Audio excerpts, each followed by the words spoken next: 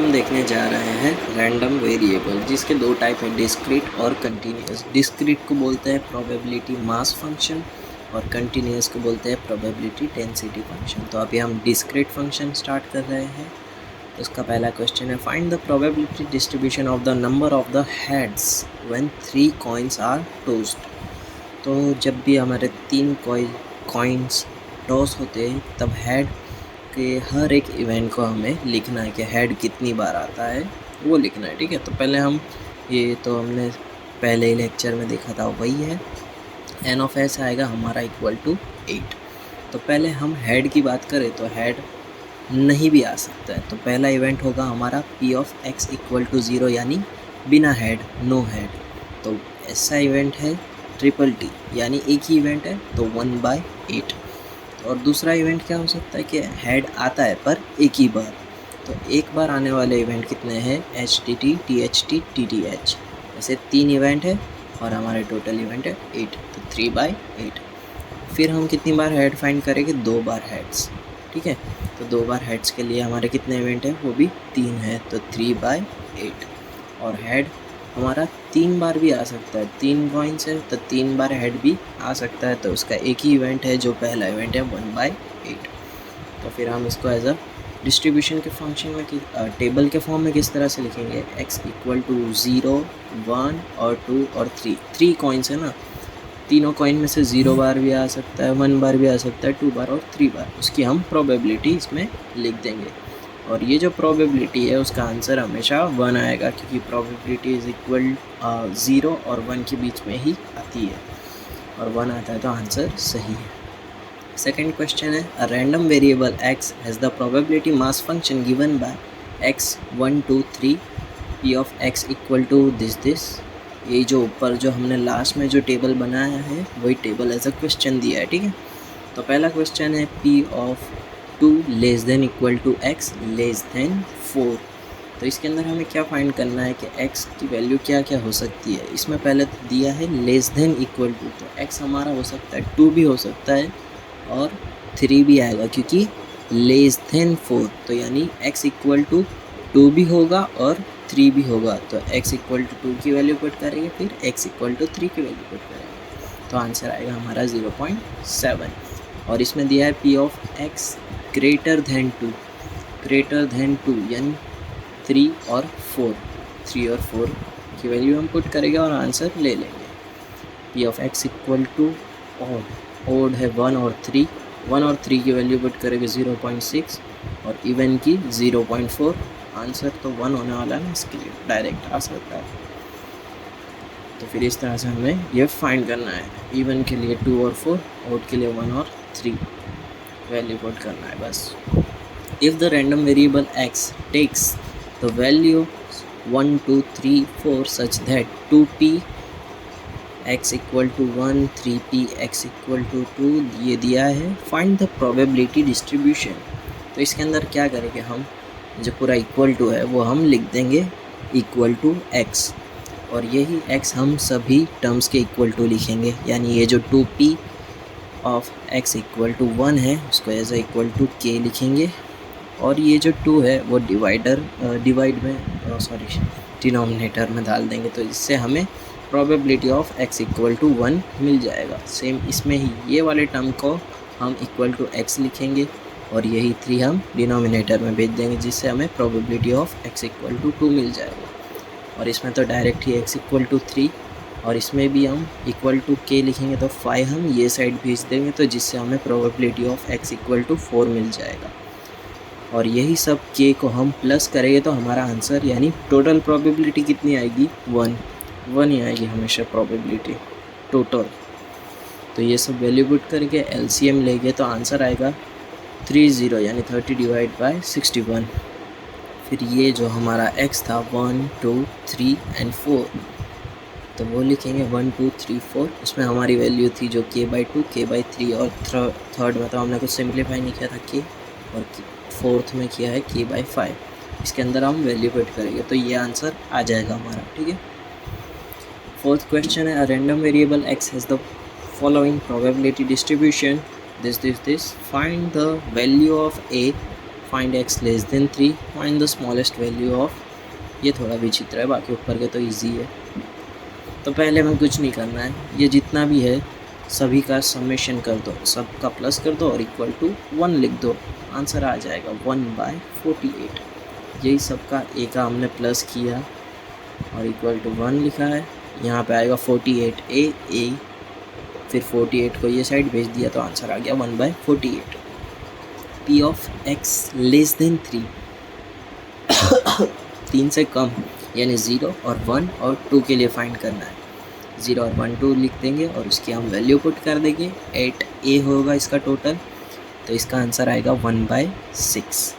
और ये थोड़ा अलग है, p of x less than equal to m greater than equal to 0.6, find the smallest value of m की सबसे स्मॉलेस्ट वैल्यू फाइंड करनी है, ठीक है, जिसमें हमारी प्रोबेबिलिटी का आंसर 0.6 के करीब हो या उससे ज़्यादा हो।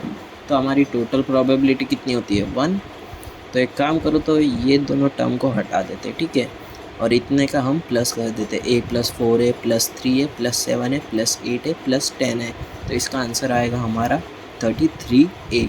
और a की वैल्यू पुट करेंगे हम तो आंसर आएगा, यहाँ पे एक बार देख ही लेते हैं, 33 / 48 आंसर आता है 0.6875, जो 0.6 के करीब है, ठीक है। इसके लिए हमने यहाँ तक ही गए हैं, 5th एलिमेंट तक ही गए। अगर यहाँ पे जाएगा तो कुछ आंसर और बढ़ जाएगा, पर हमें smallest value, smallest near equal to value चाहिए, ठीक है। इसके लिए हम 10th यहीं तक गए हैं, 10a तक। क्वेश्चन 5 क्या है, a fair dice is tossed once if the random variable is getting an even number, find the probability of distribution of x।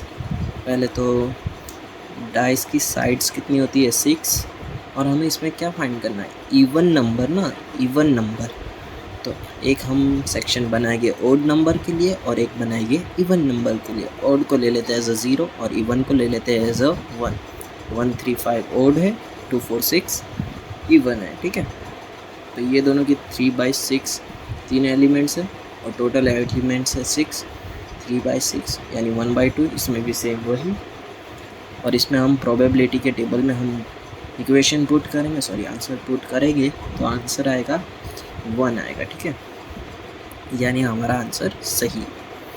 ये थोड़ा अलग दाखला है, देखना ज़रूरी है। पर the probability of mass function of a random variable x is 0 accept at the point of 0 1 2 3।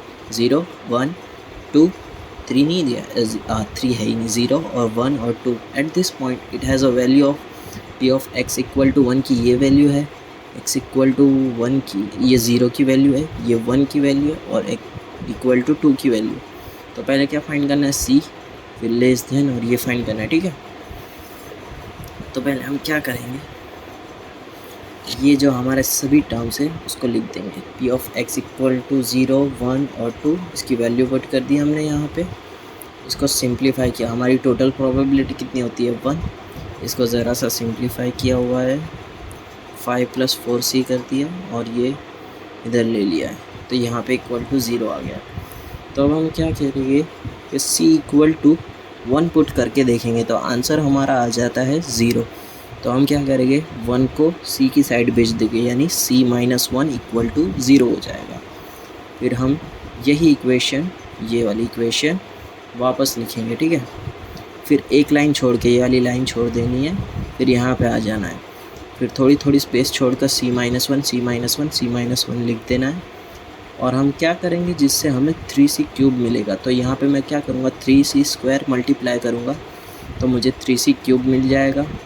तो फिर यहाँ पे मैं 3c² मल्टीप्लाई करूँगा तो ऊपर भी मुझे 3c² मिल जाएगा। तो ऊपर की कंडीशन मुझे बैलेंस करने के लिए क्या करना होगा कि -7c² अगर मैं करूँ तो मुझे ऊपर 10c² मिल जाएगा, और यही चीज़ मैं बैलेंस करते जाऊँगा तो इस तरह से हमारी इक्वेशन बन जाएगी।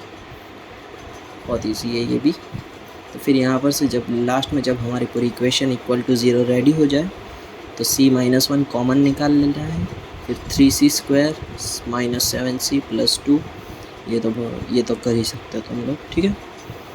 यहाँ से इसको सिंप्लीफाई करना है और यहाँ पे हमारा आंसर आ रहा है, एक का 1, एक में आ रहा है 2, एक में आ रहा है 1/3। तो इसमें से ओरिजिनल आंसर कौन सा होगा? तो हमारी प्रोबेबिलिटी कितनी होती है? इक्वल टू 1, पर c इक्वल टू 1 तो होगा नहीं, तो c हमारा क्या होगा? लेस देन 1 होगा। तो हमारा आंसर आएगा 1/3। तो c इक्वल टू आ गया 1/3। ये क्या बोल रहा है? p of x less than 1, less than 1 यानी 0 के लिए फाइंड करना है। p of x equal to 0, p of x equal to 0 क्या है हमारा? 3c³। तो 3c³ लिखेंगे, c को हम पुट करेंगे 1/3, 3 टाइम्स, 3 पावर है ना, तो 3 टाइम्स लिखेंगे। तो हमारा इसका आंसर आएगा 1/9। और इसमें क्या है? p of 1 less than x less than equal to 2। तो इसमें हमारा x क्या होगा? x जो है इक्वल टू 2 आएगा, ठीक है। कि 1 और 2 के बीच में यहाँ पे इक्वल टू 2 दिया, यानी सिर्फ 2 ही मिलेगा हमें। तो p of x equal to 2 क्या था? 5c - 1। c की वैल्यू पुट कर देंगे हम। c की वैल्यू पुट करने के बाद LCM लिया है और आंसर मिल जाएगा। और यहाँ पे क्या कंडीशन दी है? p of 0 less than x less than equal to 2। नया साल क्या चालू हो गया, अभी से चेक कराने लगे। वाह। p of x equal to 1, हाँ ये कहाँ से आया? x जो है वो हमारा 0 और 2 के बीच में है, यानी 0 से आएगा हमारा 1 और यहाँ पे इक्वल टू की निशानी, इसके लिए आएगा 2। 1 और 2 वाली वैल्यू हमें यहाँ पे पुट करनी है और फिर c की वैल्यू पुट करनी है, LCM लेना है और आंसर आ जाएगा।